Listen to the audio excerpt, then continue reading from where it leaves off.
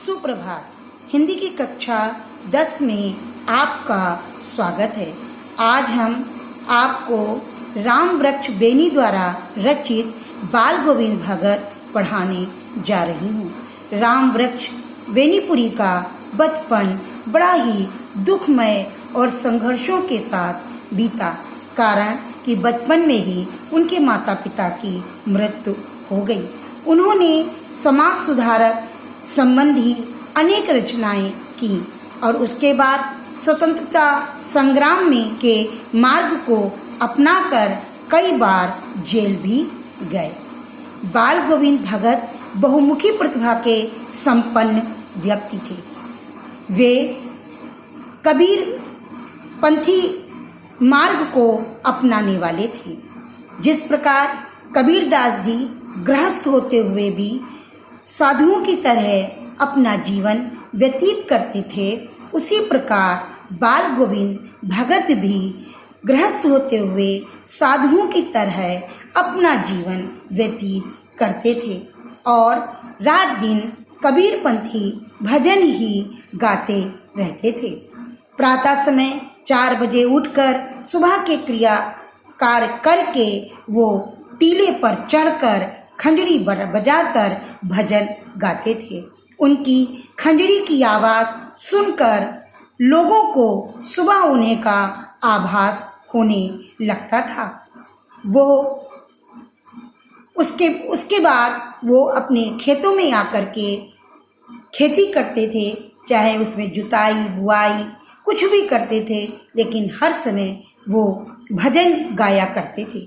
उनके साथ जो अन्य लोग काम करते थे, उनकी भी उंगलियां उसी तरह जलती थीं जैसे सुर लय ताल से उंगलियां चलती हैं। बाल गोविंद भगत के परिवार में केवल 2 ही लोग थे, एक उनका बेटा और एक उनकी बहू। बेटा कम बुद्धि का था, तो उनका मानना था कि अगर जो ऐसे लोग होते हैं उनको बड़े के साए की जरूरत होती है, लेकिन उनकी बहू साक्षात लक्ष्मी स्वरूपा थी, जो घर का कामकाज खेती बाड़ी तथा सेवा शुश्रूषा सब बड़े मन से करती थी। वो इन सभी कामों में निपुण थी। बाल गोविंद भगत भले ही पुराने थे, लेकिन उनकी विचारधारा बिल्कुल नहीं थी। समाज की उन्होंने परवाह नहीं की। समाज की बुराइयों का उन्होंने खंडन भी किया। बाल गोविंद भगत के भक्त की चरम सीमा तब देखी गई जब उनके बेटे की मृत्यु हो गई। मृत्यु के पश्चात उन्होंने अपने बेटे को जमीन में लिटाकर सफेद चादर उड़ा दिया, एक दिया जलाया और फूल चढ़ाकर स्वयं आसनी पर बैठकर भजन गाने लगे और खंजड़ी बजाने लगे। बीच बीच में उठकर अपनी रोती हुई बहू को भी चुप कराने चले जाते थे और कहते थे कि इस समय रोने का समय नहीं है, बल्कि इस समय उत्सव मनाने का समय है, क्योंकि इस समय आत्मा और परमात्मा का मिलन हो रहा है। उन्होंने पुरानी बातों को न मानते हुए उन्होंने अपनी बहू से ही अपने बेटे का क्रिया कर्म कराया और शुद्धि होने के बाद उन्होंने अपनी बहू के बड़े भाई को बुलाकर ये आदेश दिया कि इसकी शादी करा दो। लेकिन उनकी बहू बहुत रोई, बहुत विनय की कि मुझे यहाँ से मत भेजिए, मगर वो अपनी जगह बिल्कुल दृढ़ रहे। उन्होंने ये आदेश दिया कि इसकी शादी करनी ही है। सबसे बड़ी बात तो ये है कि प्रेम और मोह में अंतर होता है।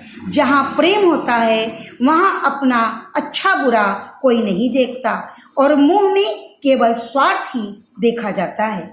बाल गोविंद भगत महीने की हर पूर्णमासी को गंगा जो वहाँ से 30 कोस दी वो पैदल चल करके जाते थे और गंगा स्नान करते थे।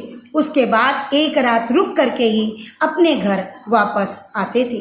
वो अपने घर से भोजन करके जाते थे और जब वहाँ से लौट कर आते थे तभी भोजन करते थे। लेकिन अब इस समय वो काफ़ी बूढ़े हो चुके थे, तो जब वो गंगा से लौटकर आए तो वो बीमार पड़ गए। दूसरे दिन जब खंजड़ी की आवाज लोगों को नहीं सुनाई दी तब वहां के लोग एकत्रित हो गए। तब उन्होंने देखा कि बाल गोविंद भगत की मृत्यु हो गई। सच ही जैसा उन्होंने चाहा था कि उनकी मृत्यु हो, ईश्वर ने उनकी इच्छा के अनुसार ही उनको मृत्यु प्रदान की। धन्यवाद।